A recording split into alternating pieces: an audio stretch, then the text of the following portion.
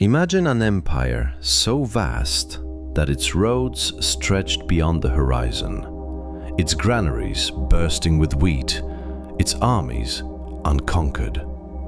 Yet beneath the golden surface, cracks were spreading. By the mid-5th century, something invisible was unraveling the might of Rome. This is not just the story of barbarians breaching the gates, nor is it simply the tale of waning virtue or fiery invasions. The fall of Rome was, in many ways, a creeping catastrophe that came from within and from nature itself.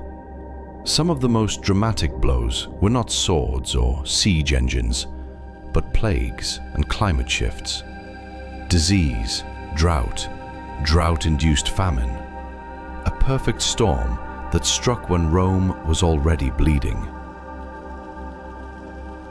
The first major rupture came in the crisis of the 3rd century, 235 to 284 CE. In just 5 decades, more than 20 emperors rose and fell. Civil war, assassination, revolt, chaos defined the era. At the same time, the plague of Cyprian ravaged the empire. Around AD 249 to 262, perhaps a hemorrhagic fever or smallpox, striking soldiers and civilians alike.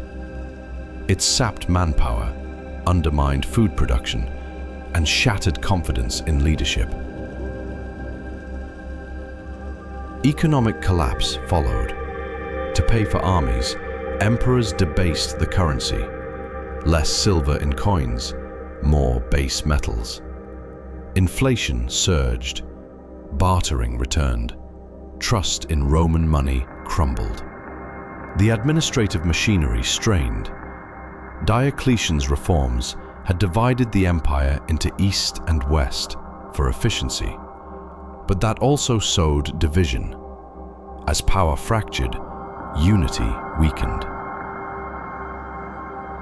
Enter the Goths. Around 376 CE, fleeing the Huns, Gothic groups were allowed to settle within Roman borders. But integration was mismanaged. Tensions rose. Treaties were poor. The seeds of future revolt were planted. Meanwhile, the climate was shifting, subtly but relentlessly. Paleoclimatic data show that after a period of stability, the empire began to experience colder, drier, more erratic weather. When the climate turned against them, food production could not be taken for granted. In the southern Black Sea region, a mega-drought devastated Roman agriculture between roughly AD 360 to 440. Nature and disease worked in tandem. Cold, dry periods correlate with several of Rome's worst pandemics. The Antonine Plague in the 2nd century, the Cyprian Plague in the 3rd, and later, the deadly plague of Justinian in the 6th century. All coincide with climate disruption.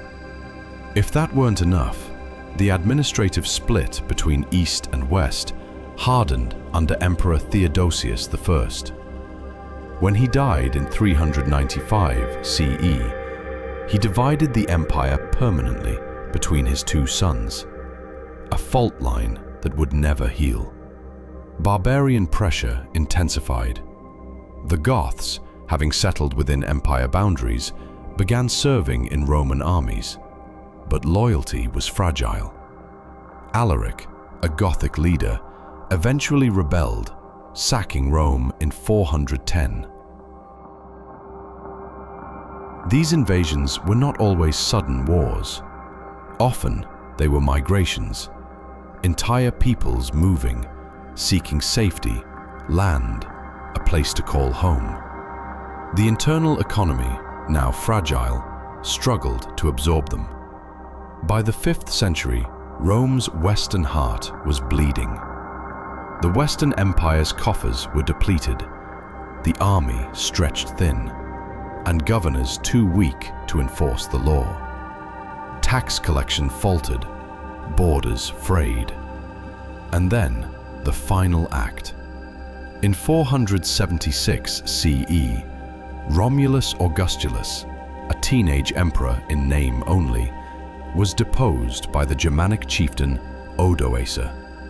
With that, the Western Roman Empire's reign came to an end. But here is the twist. Some of Rome's greatest vulnerabilities were not caused by foreign swords, but by climate, disease, and the very systems built to save it. The empire could not absorb the shocks, not because of a single catastrophe, but because the system itself lacked resilience. Even more intriguingly, historians now argue that climate variability and epidemics triggered by it played a far more central role than once believed. This isn't fringe speculation. It's supported by paleoclimate reconstructions and microbial studies. And there is more. Recent environmental studies show how drought forced a structural shift in agricultural regimes, from labor-intensive, state-run granaries to decentralized peasant-based systems, a blow to Rome's command economy. Some speculative theories also lurk in the shadows. For example, lead poisoning. The idea goes that widespread lead in Roman pipes, cookware, and wine could have impaired elite decision-makers over generations. But scholars remain cautious. The levels and impacts are debated. So what happened? Rome did not collapse because of a single event. It collapsed because its foundations, political, economic, environmental, grew brittle.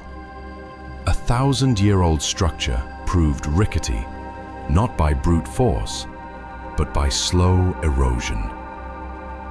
Yet the story does not end in ashes.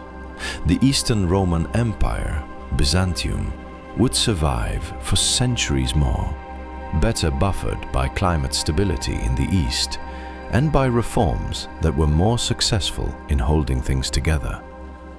This tale teaches us something profound.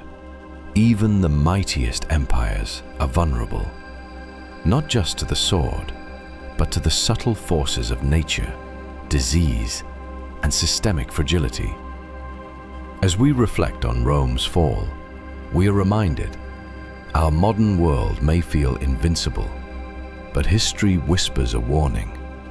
Resilience is not built on strength alone, but on adaptability, on foresight, on humility in the face of nature. Why the Roman Empire fell in ways you've never heard is not simply a lesson in history.